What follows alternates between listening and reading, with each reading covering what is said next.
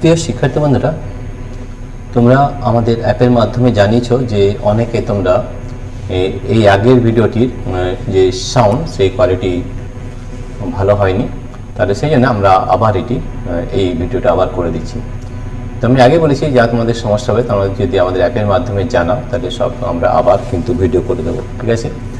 তাহলে দেখো, আমাদের যে অ্যাপ রয়েছে পাই এডুকেশন, সেটি তোমরা দুভাবে ডাউনলোড করতে পারবে। এই ভিডিওর নিচে আমাদের অ্যাপ লিঙ্ক দেওয়া রয়েছে, অ্যাপ লিঙ্ক। সেই অ্যাপের মধ্যে গিয়ে তোমরা অ্যাপ লিঙ্কে গিয়ে তোমরা যদি ট্যাপ করো তাহলে আমাদের এই অ্যাপটি পাই এডুকেশন ডাউনলোড করতে পারবে এবং সেখানে আমাদের মাধ্যমিক সিরিজ 1 চলছে, ঠিক আছে? তাহলে এই অ্যাপ লিঙ্ক থেকে তোমরা আমাদের যে অ্যাপ রয়েছে সেটি ডাউনলোড করতে পারবে। আর 2 নম্বর হচ্ছে, আমাদের এই অ্যাপটিকে ডাউনলোড করার আরেকটা উপায় হচ্ছে প্লে স্টোর। এছাড়া আর কোনো পদ্ধতি নেই, ঠিক আছে? প্লে স্টোরে যেতে হবে এবং সেখানে ঠিক করে টাইপ করতে হবে PI এডুকেশন EDUCATIO, তাহলে কিন্তু আমাদের অ্যাপটি ডাউনলোড হয়ে যাবে। এবং তোমরা যা কিছু অসুবিধা হবে সেটা যদি আমাদের অ্যাপের মাধ্যমে জানাও তাহলে কিন্তু আমরা ওটা করে দেবো। অনেকেই তোমরা অ্যাপের মাধ্যমে জানিয়েছো যে আগের যে ভিডিওটি সেটির শব্দ কিন্তু ঠিক হয়নি, তাই আমরা সাউন্ড যেটাকে ঠিক করার চেষ্টা করেছি। এবং দেখো, এই ভিডিওতে যদি কোনো অসুবিধা হয় তোমরা আবার জানাবে, আমরা আবার কিন্তু এই ভিডিও করে দেবো, ঠিক আছে? তাহলে শব্দ কোশ্চেন নাম্বার 1, স্থিতিশীল উন্নয়নের সংজ্ঞাটি প্রথম প্রকাশিত হয় ট্যাক্স কমিশনের রিপোর্টে। আমাদের জানি সেটা হচ্ছে brand land commission. Brand land, তাহলে আমরা দেখো বানানটা ঠিক করে লিখবে, brand land, brand land commission, brand land, brand land brand land কমিশনের রিপোর্টে, ঠিক আছে? LPG এর তাপন মূল্য এটা 50,000 কিলো জুল হয়, 50,000 kilo joule per kg, kilo joule per kg, ঠিক আছে? তাহলে LPG এর তাপন মূল্য হবে 50,000 কিলো জুল পার কেজি। মিথেনের তাপন মূল্য পেট্রোল অপেক্ষা সবসময় কম হয়, তাহলে এটা হবে সবসময় কম হয় এটা, ঠিক আছে? কোশ্চেন নাম্বার 4, ড্যাশের সাহায্যে সূর্যালোক থেকে বিদ্যুৎ উৎপাদন করা যায়। সৌরকোষ, ঠিক আছে? আমরা জানি এটা সৌরকোষের সাহায্যে, সৌরকোষ ইংরেজিতে বলে সোলার সেল। সৌরকোষ এর সাহায্যে সূর্যালোক থেকে বিদ্যুৎ উৎপাদন করা হয়। কোশ্চেন নাম্বার 5, ভবিষ্যতের অন্যতম বিকল্প শক্তি হলো সৌরশক্তি, অবশ্যই, ঠিক আছে? এছাড়া আমাদের আরও বিকল্প শক্তি রয়েছে, তার মধ্যে সৌরশক্তি সেটা সব থেকে বেশি ইম্পর্টেন্ট, তাহলে সৌরশক্তি আমরা লিখতে পারি, ঠিক আছে? তাহলে দেখো যে ভবিষ্যতের অন্যতম বিকল্প শক্তি হলো সৌরশক্তি। কোশ্চেন নাম্বার 6, সোলার প্যানেলে সৌরকোষগুলি ড্যাশ সমবায়ে যুক্ত থাকে। দেখো, সোলার প্যানেলে সৌরকোষগুলি আমাদের যদি শ্রেণী সমবায়ে থাকে তাহলে সব থেকে বেশি তার শক্তি পাওয়া যায়, ঠিক আছে? তাহলে হবে শ্রেণী সমবায়ে যুক্ত থাকে। পৃথিবী প্রতিদিন গড়ে ড্যাশ সৌরশক্তি গ্রহণ করে। এটা তোমাদের একটু সিলেবাসের মধ্যে নেই, তাও তোমরা এটা করে নাও। এটা মনে রাখতে হবে 4 kWh পার মিটার স্কোয়ার, এটাকে মনে রাখতে হবে 4 kWh পার মিটার স্কোয়ার সৌরশক্তি গ্রহণ করে। কোশ্চেন নাম্বার 8, জীবাশ্ম জ্বালানির উদাহরণ হলো কয়লা। এছাড়া আমাদের আরও রয়েছে, তো কয়লাটাই আমি আপাতত লিখছি। কোশ্চেন নাম্বার 8, এরপরের কোশ্চেন কি আছে দেখে নিই।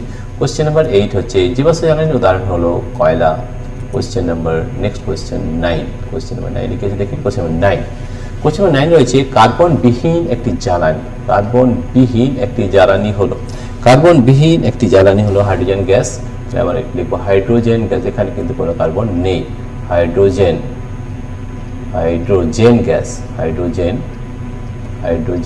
গ্যাস, ঠিক আছে? দেখে নাও, ঠিক আছে? কার্বনবিহীন একটি জ্বালানি হলো হাইড্রোজেন গ্যাস। বায়োমাসকে বায়ুর অনুপস্থিতিতে ড্যাশ দ্বারা বিয়োজিত করলে জৈব গ্যাস উৎপন্ন হয়। বায়োমাসকে মিথানোজেনিক ব্যাকটেরিয়া, এটা লিখতে অনুপস্থিতিতে মিথানোজেনিক, এটা একটু মনে রাখতে হবে, মিথানোজেনিক ব্যাকটেরিয়া,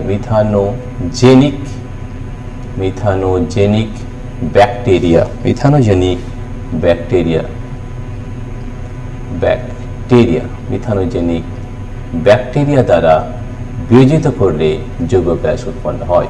কোশ্চেন নাম্বার 11, গোবর গ্যাসের প্রধান উপাদান হলো মিথেন বা CH4। গোবর গ্যাসের প্রধান উপাদান হলো মিথেন বা CH4।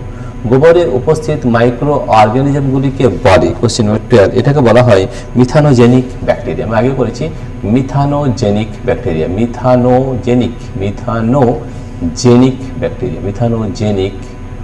ব্যাকটেরিয়া, ঠিক আছে, মিথানোজেনিক ব্যাকটেরিয়া, ঠিক আছে, এটা আমরা জানি ব্যাকটেরিয়া। বায়োমাসের একটি উদাহরণ হলো গোবর। গোবর একটা আমাদের বায়োমাস, এটা আমরা লিখে নিতে পারি গোবর, ঠিক আছে। কোশ্চেন নম্বর 14, বায়োমাসের অন্তর্নিহিত শক্তি হলো, বায়োমাসের অন্তর্নিহিত শক্তি কিন্তু সৌরশক্তি, এটা আমরা জানি সৌরশক্তি। বায়োমাসের অন্তর্নিহিত শক্তি কিন্তু সৌরশক্তি। কোশ্চেন 15, পেট্রোলিয়াম ছাড়া অন্য উৎস থেকে সংগৃহীত পেট্রোলকে কি বলা হয়? সংশ্লেষিত পেট্রোল বলে। সংশ্লেষিত, এটাকে সংশ্লেষিত বলা হয়, সংশ্লেষিত পেট্রোল, তাহলে বসল একার মূর্ধন্য সংশ্লেষিত পেট্রোল, ঠিক আছে। তাহলে কি বললাম যে পেট্রোলিয়াম ছাড়া অন্য উৎস থেকে সংগৃহীত পেট্রোলকে সংশ্লেষিত পেট্রোল বলা হয়, ঠিক আছে। তারপরে দেখো কোশ্চেন নাম্বার 16, ঠিক আছে, দেখে নাও কোশ্চেন নাম্বার 16, গ্যাসোলিনের সঙ্গে, কোশ্চেন নাম্বার 16 কি আছে দেখো, কোশ্চেন নাম্বার 16 আছে গ্যাসোলিনের সঙ্গে 23% ইথানল মিশিয়ে, 23% ইথানল মিশিয়ে গ্যাসোহল উৎপাদন করা হয়। গ্যাসোহল, এটা হবে গ্যাসোহল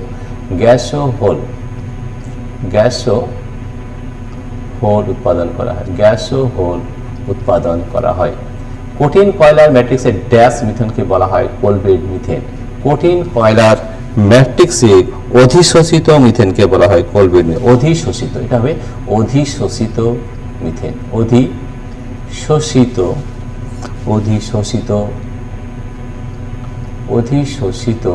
শোষিত মিথেনকে বলা হয় কোলবেড মিথেন।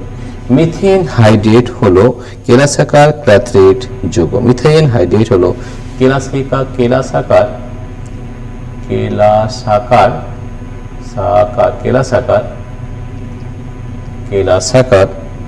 ক্ল্যাথরেট যৌগ। ক্ল্যাথরেট, কয়লায় জফলাকার ক্ল্যাথরেট যৌগ, এগুলো কিন্তু একটু মনে রাখতে হবে, ঠিক আছে।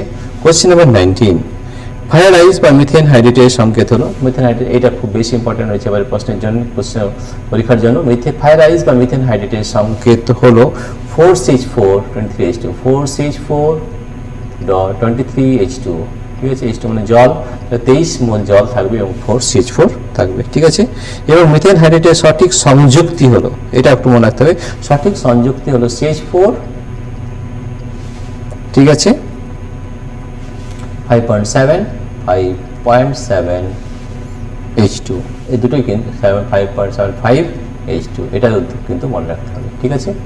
কোশ্চেন নাম্বার 20, ড্যাশ যৌগে মিথেন অণু বহু সংখ্যক জল অণু দিয়ে গঠিত খাঁচায় আবদ্ধ থাকে। তাহলে মিথেন হাইড্রেট যৌগে, মিথেন হাইড্রেট, এটা হবে মিথেন হাইড্রেট, এটা হবে মিথেন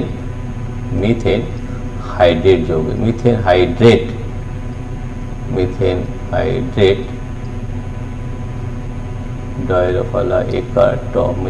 ঠিক আছে। মিথেন হাইড্রেট যৌগে মিথেন অণু বহু সংখ্যক জল অণু দিয়ে খাঁচায় আবদ্ধ থাকে, ঠিক আছে। তো দেখো এই ধরনের প্রশ্ন আমরা কিন্তু আমাদের আরও অ্যাপের মধ্যে প্রচুর প্রশ্ন রয়েছে, তোমাদের যে কোনো প্রশ্ন যে কোনো সমাধান আমরা করব, কিন্তু তোমাদেরকে আমাদের অ্যাপ রয়েছে, অ্যাপের মধ্যে আমাদের হোয়াটসঅ্যাপ নাম্বার দেওয়া রয়েছে, সেখানে যে প্রশ্ন তুমি করতে পারছো না সেটা আমাদের পাঠিয়ে দেবে, আমরা অবশ্যই সেটা আবার তোমাদের ভিডিও করে পাঠিয়ে দেবো।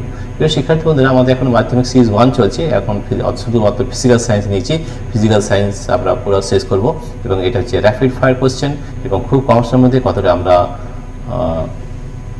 কতটা আমরা রিভিশন করতে পারি সেটা আমরা দেখছি খুব কম সময়ের মধ্যে। আর তো সময় নেই, তাই প্রিয় শিক্ষার্থী বন্ধুরা, তোমাদের যদি এই ভিডিওটি ভালো লেগে থাকে তো অবশ্যই সাবস্ক্রাইব, লাইক ও শেয়ার করবে, এবং অবশ্যই একটা কমেন্ট করে জানাবে যে তোমাদের ভিডিওটি কেমন লাগবে। Thank you everybody for watching this video.